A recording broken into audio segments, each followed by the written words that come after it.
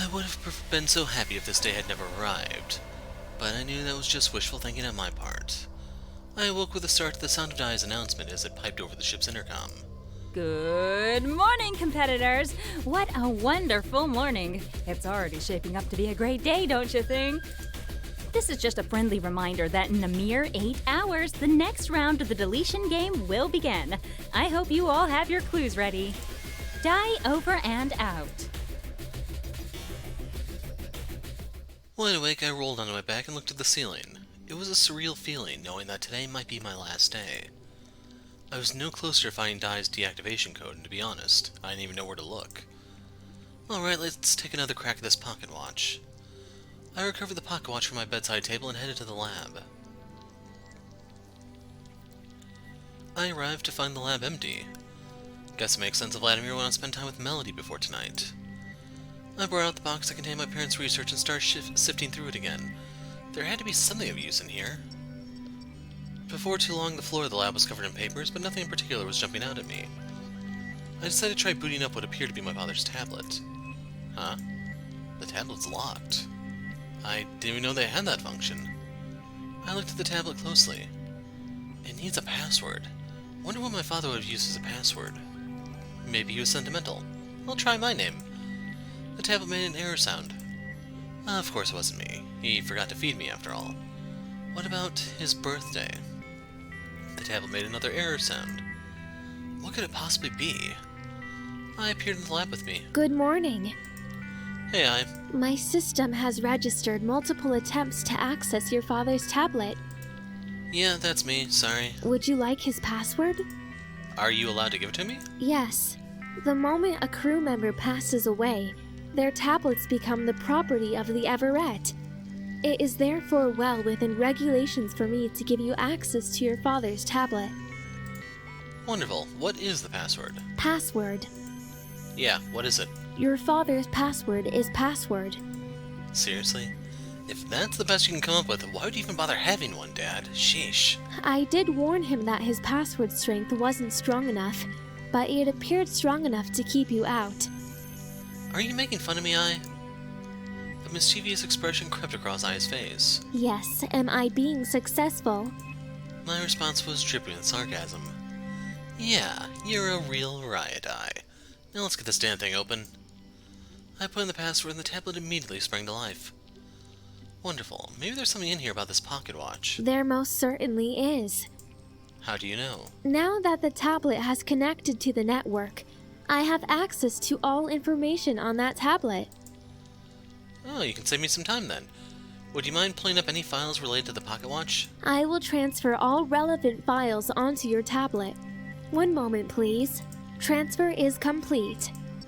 I opened my tablet and confirmed that she'd already isolated and transferred the files to my tablet. Thank you so much, Ai. You're a lifesaver. I would have been here all day trying to locate those files without your help. My pleasure. If you would excuse me, I am being requested in the engineering bay. I was almost too involved with the tablet to say a proper goodbye to Ai. This information. There was so much on this watch. My parents had definitely been busy. Many worlds theory. Relocation of the human race. Hypothesis for transferal of matter between parallel universes. Sweet science! Instead of traveling for multiple generations taking a chance of successfully terraforming an alien planet, my parents were trying to relocate the entire human race into a different reality. And looks like they may have gotten close. This pocket watch is supposed to be a part of this puzzle? I read more of the notes. Pages and pages of notes. Alright, I think I understand. This pocket watch is a device that should allow this reality to connect with another in order to allow transferal of matter between realities. But how? Gradually, the pieces of the puzzle began to fall into place. I began reading aloud sections of notes. In theory, this timepiece should function like a time machine. In order to work, however, a stable time machine must already exist in both time frames. So we should be able to connect our version of reality to another if this device exists there too. But how do we connect these devices across the divide of time and space? I must have spent hours going through my parents' notes. They never once mentioned how to connect to another reality, only that the watch was required. And I thought we were getting somewhere. Why isn't there more information? Suddenly the intercom rang out.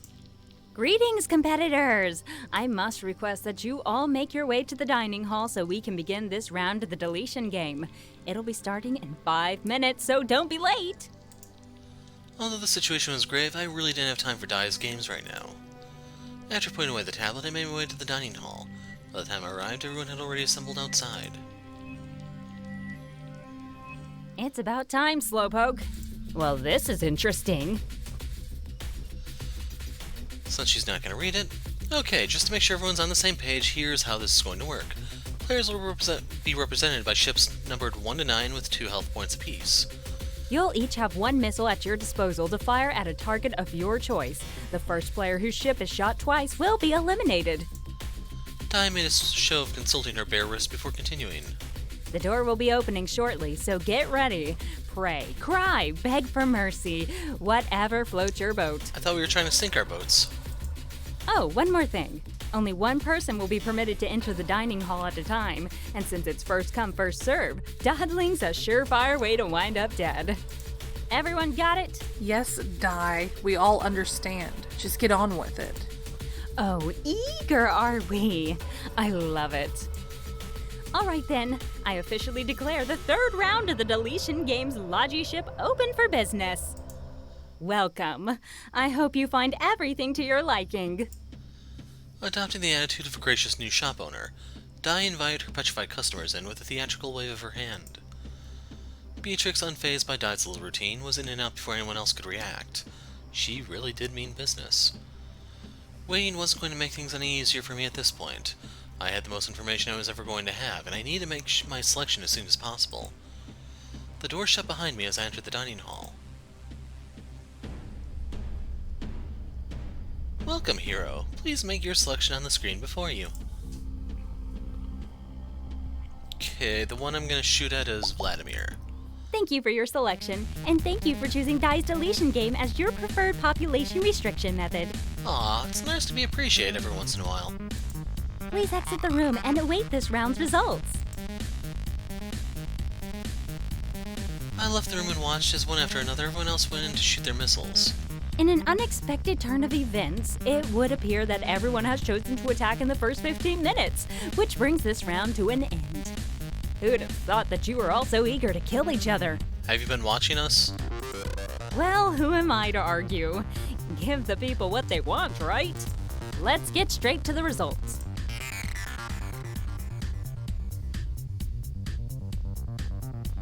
So let's see. This does not match up to what I had. And I wanted to keep that up there for a moment. I lost. Can we go back? Let's get straight to the results. Yeah, this isn't even close. It's not accurate. Really? Oh, okay. I lost? So, I see the major problem here. I thought they were in sequence, Beatrix, Melody, Katashi.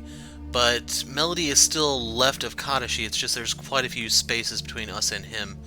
There wasn't really enough information here to make an accurate map. So who did I shoot at? I think I shot myself, didn't I? No, I shot Nicholas.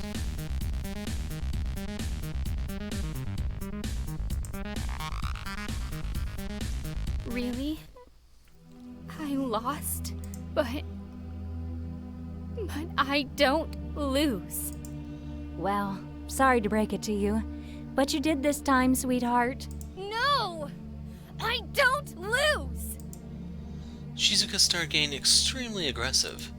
Whoa, check out the gamer rage over here. You must have cheated! This is absolute BS! What a surprise. Shizuka's a sore loser. Who attacked me? Huh? Who attacked me? Like my weight, that information is a secret. Dai winked at Shizuka. Let's see what you're playing for tonight, Shizuka, and spin the wheel. Dai projected an image for Death Wheel and gave it a spin. Click, click, click. Ooh, this is a highly sought-after prize. Gravity? Was that even an option, really? Unless it's supposed to be like the spacewalk or something. Congrats, Shizuka, you've just won an all-expenses-paid trip to the freezer. Like hell I have. Don't make me remind you what happens if you don't cooperate. See if I care. Dai turned to the rest of us, still stunned by the current situation.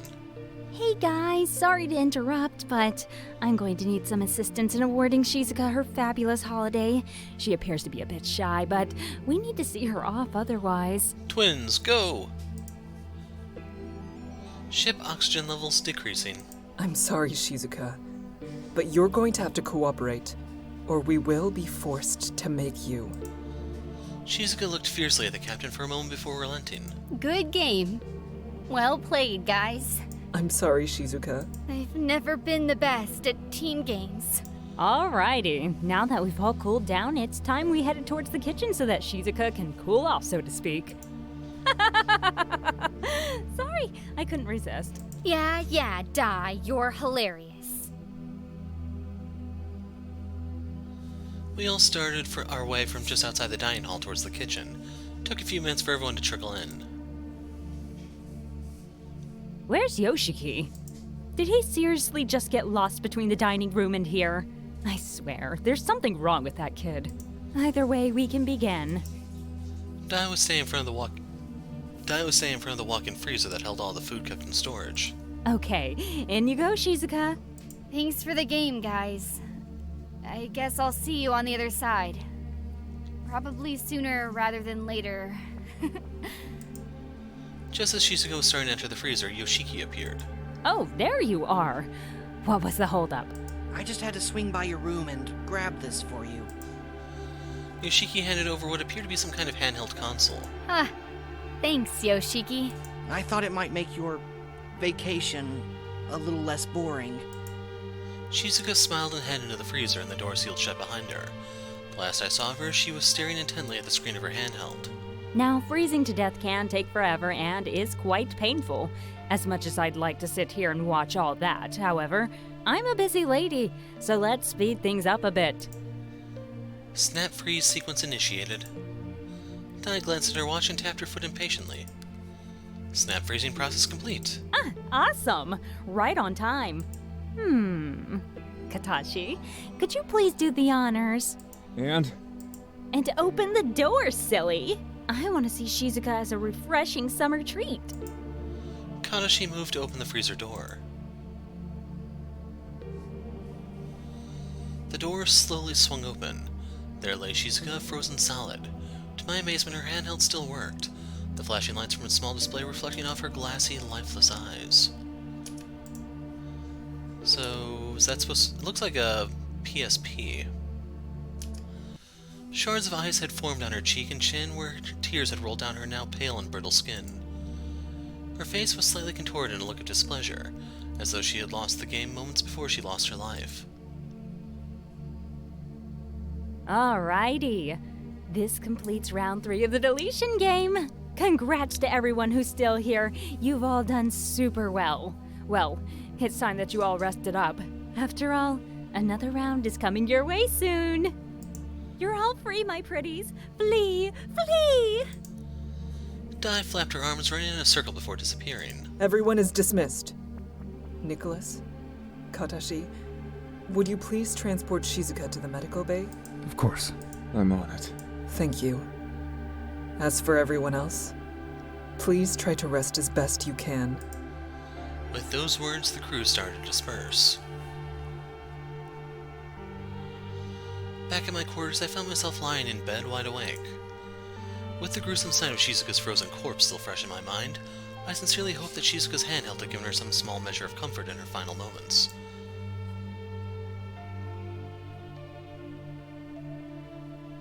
Chapter 2.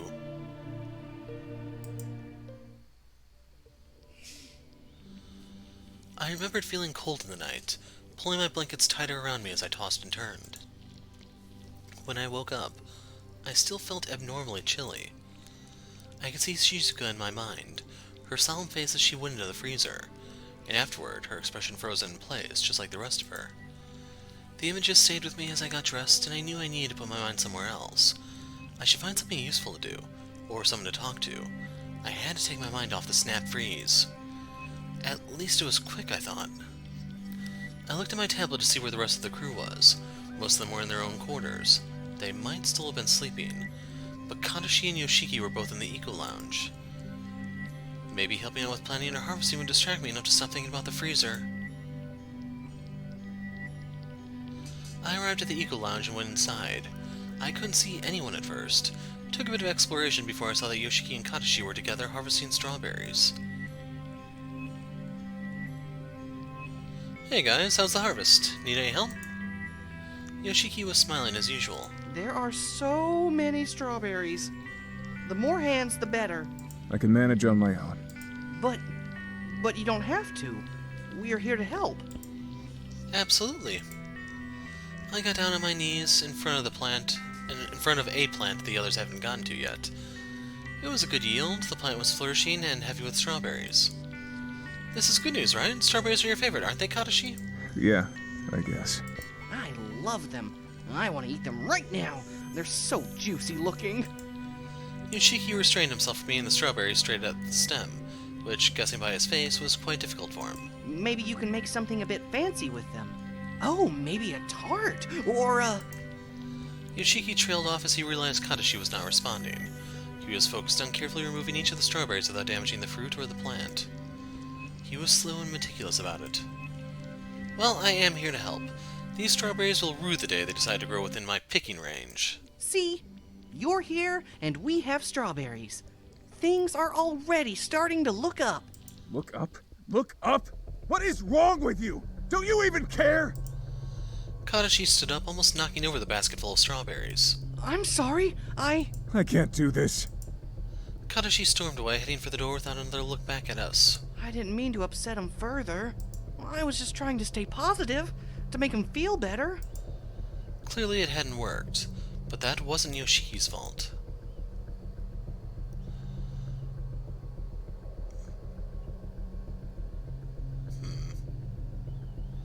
We'll stick with Yoshiki.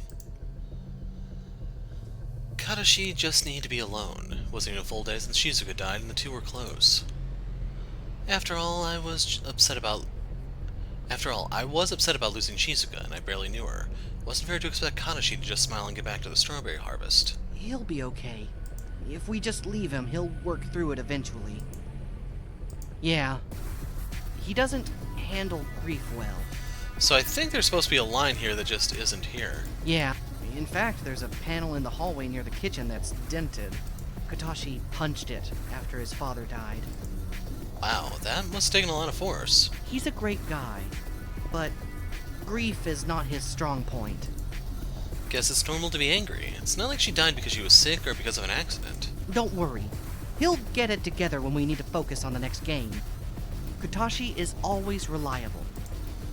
Yoshiki was so bright and upbeat, even about the deletion games. How did he do it? How could he be optimistic and starry-eyed amongst all this murder?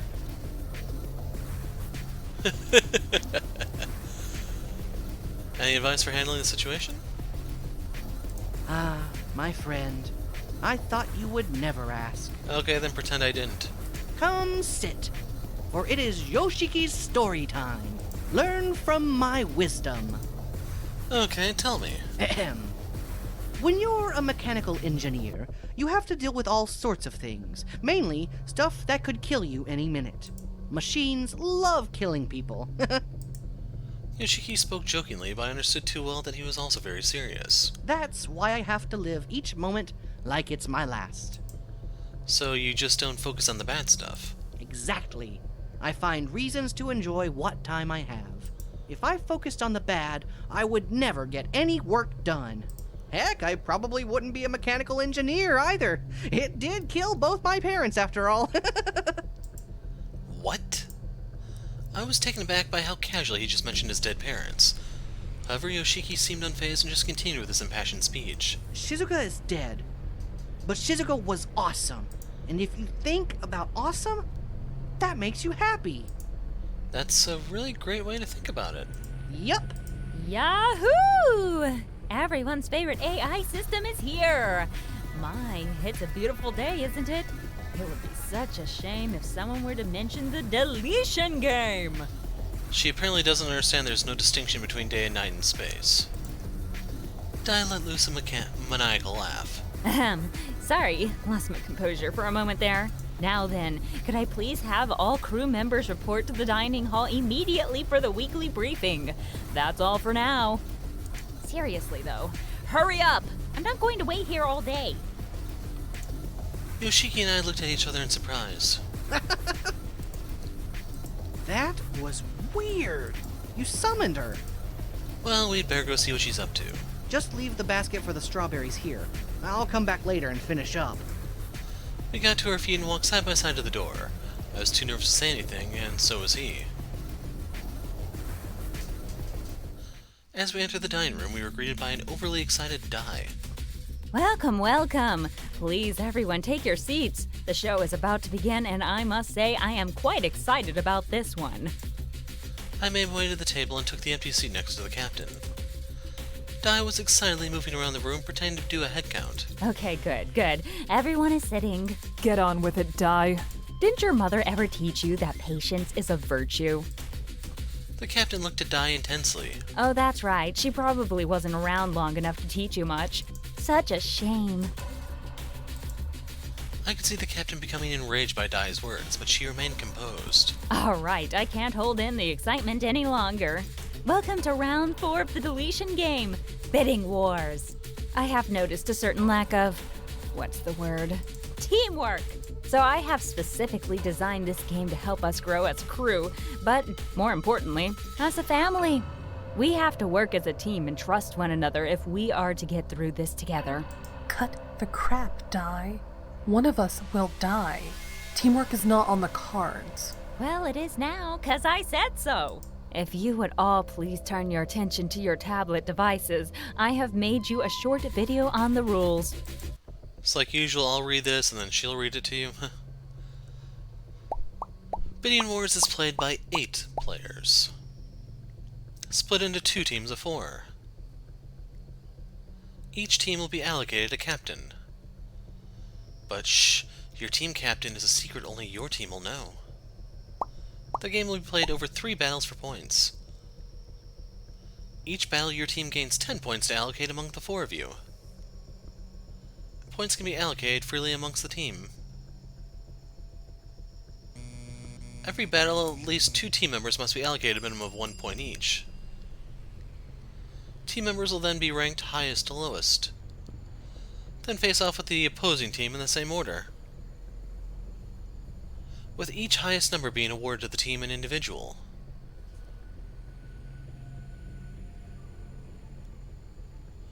After 3 consecutive battles, the war ends and the team with the least points will lose.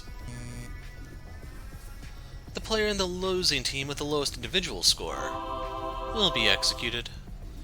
In the case of a tie for last place, only the team captain will be executed.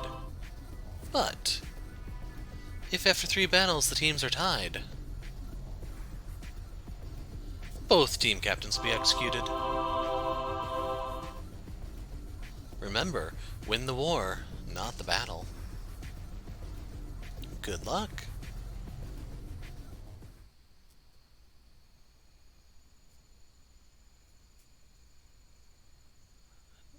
Did it glitch out on me here? So the game will be played, and the bidding wars end on Sunday, a week from now. This is pretty exciting, right? Now, would you like me to explain the rules again myself, or just skip straight to the fun? About time. Skip the sucker. Okie dokie. I have split you into 2 teams, boys versus girls, just for funsies. So that means most likely a female has to die during the previous game. I don't think Melody...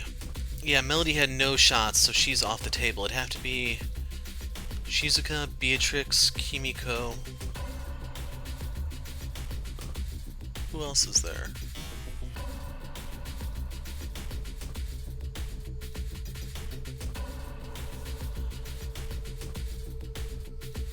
It's probably Beatrix, Shizuka, or Kimiko that go down.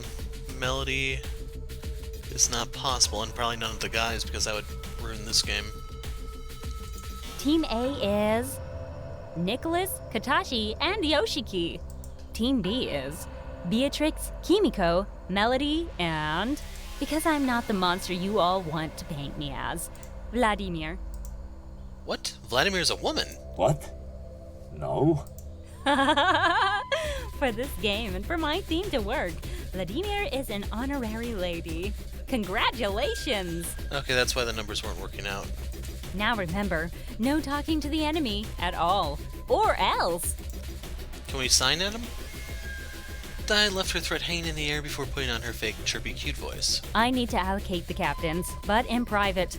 Bye-bye, Team B. You go outside now. Bye-bye. Farewell. Take care. Team B got up from their chairs and all shuffled solemnly into the corridor. Now that they're gone, we can get down to business. Unless you would rather spend some quality time with dear old Di. Know any good stories? Can we just get on with it, please? Fine, be that way, Katashi. Didn't think so. You know, I too wish I was on a team. You can be an honorary man. If the captain was here, she would slap you. I almost wish she was. Yoshiki shrunk back with her hurtful comment. We need to assign you a team captain. I nominate Yoshiki. Do we just pick someone? No, of course not. Where's the fun in that? On your tablets, I've preloaded 4 cards. You can each choose one, and the one that reveals a bunny, that winner gets to be the captain. Couldn't you just change the cards if you wanted to pick who's captain? Why would I do that? Otherwise, I would just pick whoever I want anyway. So it's just pure luck? Yep. Now come on, kids. Mama Di still needs to see Team B. Screw them, no one likes them anyway. I'll go last then.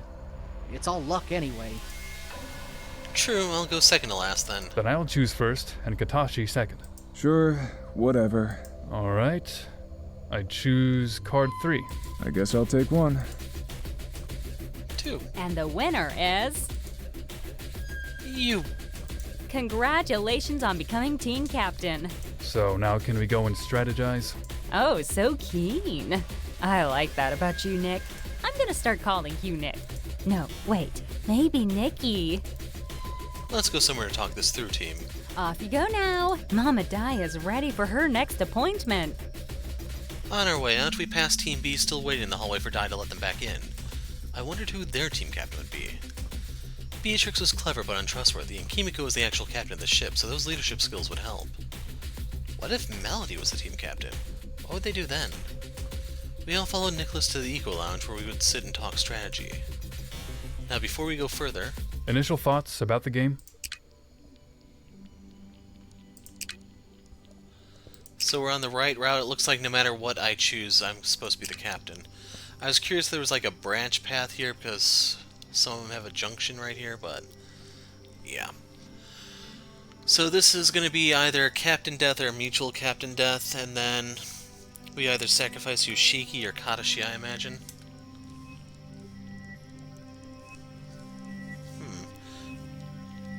In case you can't tell, I'm anticipating us losing this. It sounds like... too much maths! You're an engineer. You use maths all the time. Well, I should. What do you mean, should? Is this ship even safe? Gentlemen, Yoshiki's questionable engineering practices are the least of our worries when at least one person's death is already certain on Sunday. So, in case you're wondering, I'm going to chime in here with my strategy for the game. Most people would focus, I imagine, on having the most points and securing that first place win. But the trick to this game, I have a feeling, is securing the second, third, and fourth place wins. So, what I'm kind of thinking is a 2-2, 3-3 split.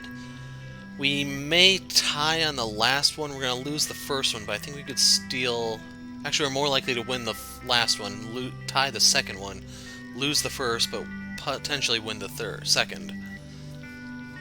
And then worst come to worst, the way this works out, it's still going to tie because we'd probably take like third and fourth and lose first and second. There's quite a few different strategies here. The important detail is that everyone must have a point. Yes, sorry, back on task. So if the goal here is to win the war, we need to make sure to win as many of the battles as we can. Maybe the first round will be impossible to predict, but it might help us guess their next move after that. If we go into the first round with a 7 or an 8, we can see if they're using high numbers too. That's a bad move, as I just said. If they beat our high number, we know they've picked one even higher. And that would mean both teams have used only 1 or 2 low numbers, and that might be useful information. Good start. Katashi, what do you think? What difference does it make? If we win, one of them dies. If we don't, one of us. Who cares which? This might come as a shock to some, but I enjoy and plan to continue living. But what about Beatrix? He couldn't protect or help her. His moves could kill her and he wouldn't know. I'm just not in the mood to play murder games right now. Well, you don't have to be. You have a week to get your game face on. Yoshiki, for once, is right. We can deal with strategy more extensively closer to Sunday. Whatever happens, happens. We need to try to protect ourselves. I am with Nicholas on this one. I don't want to die. Me neither. Come on, team. We can do this. Let's keep up that enthusiasm, Yoshiki. We all have work we could be doing. All right. We'll all meet back here Friday morning. You're giving orders now? We need to pull ourselves together. I am simply organizing our front. I'm happy to meet on Friday morning to start our strategy. Very well. Aye, aye, Captain. Yoshiki saluted me playfully. Katashi just rolled his eyes and waved as he left, giving the impression he would be in attendance. I left the Eco Lounge deep in thought, my mind on so many things at once. Shizuka's death, bidding wars, deactivating Dai, the pocket watch, and the mysteries it held.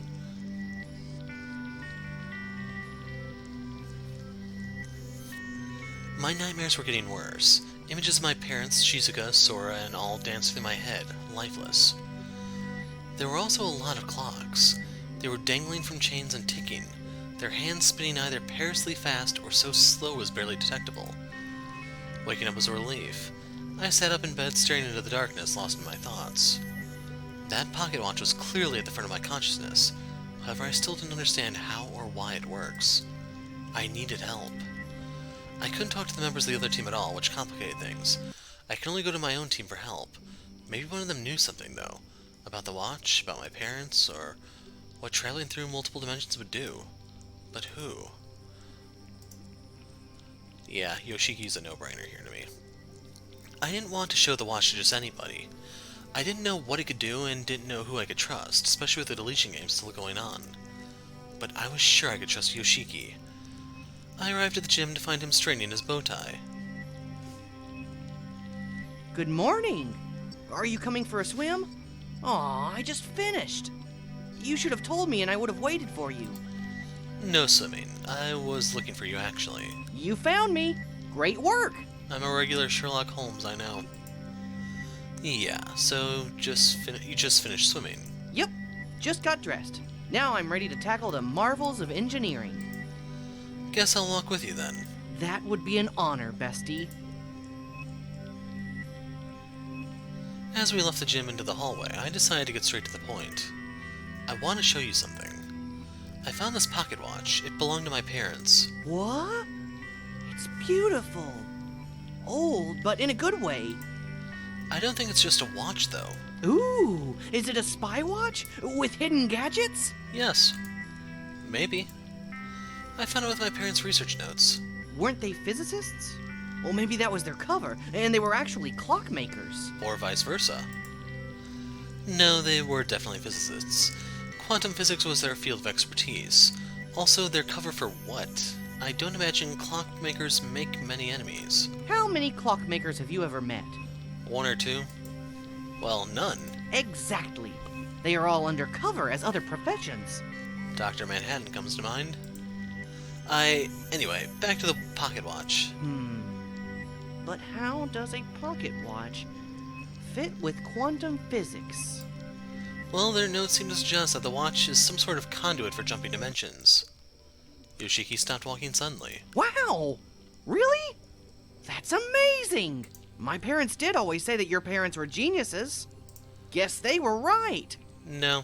How does it work? Yoshiki was now bouncing up and down on the spot with excitement. I don't really know, or even if it does work at all. Their notes didn't say? I don't really understand all their notes just yet, but I think maybe it can work. That's so cool! But wait. If you use the watch to travel from this dimension to another dimension, would you get to meet you? I don't know. I guess so, maybe. So, what happens if you meet your alternate self? Does the universe just explode? Do you cause a rip in space and time like so many old movies say? It's an implosion, not an explosion. I don't think so, but I don't know, to be honest. What about you, Yoshiki, and other Yoshikis? Maybe other dimension Yoshiki is a woman.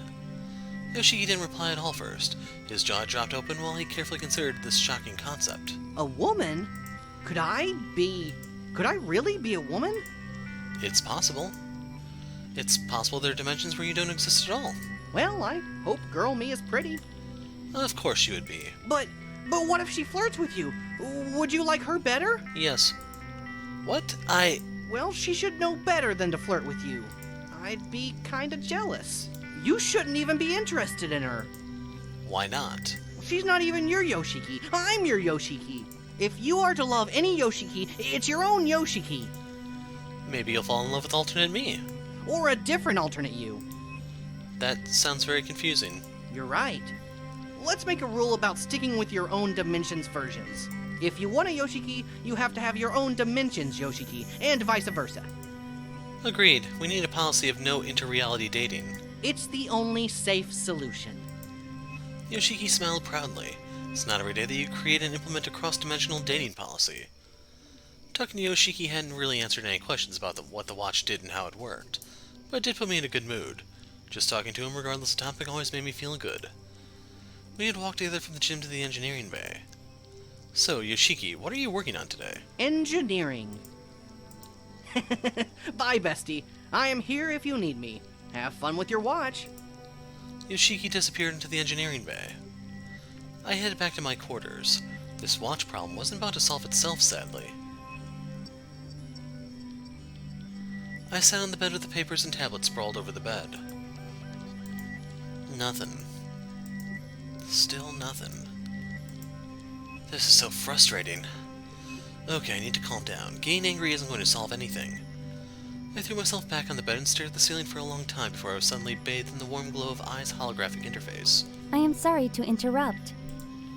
Don't worry about it. You weren't interrupting anything. What's up? I found some more information that may be useful against Dai. That's wonderful. What is it? I've discovered that it's possible to input the deactivation code into any terminal, including your personal tablets. So she said personal, but this is personnel. Do you know anything else about the deactivation code? Ai shook her head. Unfortunately, I didn't learn anything else. I tried to access more information, but even with my administrator privileges, I was unable to proceed any further. Well, at least we know where we can input the code once we know what it is. I am glad you are pleased. It isn't perfect, but it's a step in the right direction. I must return to my duties. Of course. Thanks for the update, Ai. I bowed and phased out of my quarters. Deactivated from any tablet or terminal, huh? At least now I knew that I wouldn't need a higher clearance level. I'm probably going to dig up some information on Yumu if I want to work out this code. There was no help for it now, though. The captain was on the other team, off limits for the duration of this round. I returned my attention to the watch. Come on, hero. Pull yourself together. You need to work this out. I sifted through my parents' papers and tablets to see if I missed anything.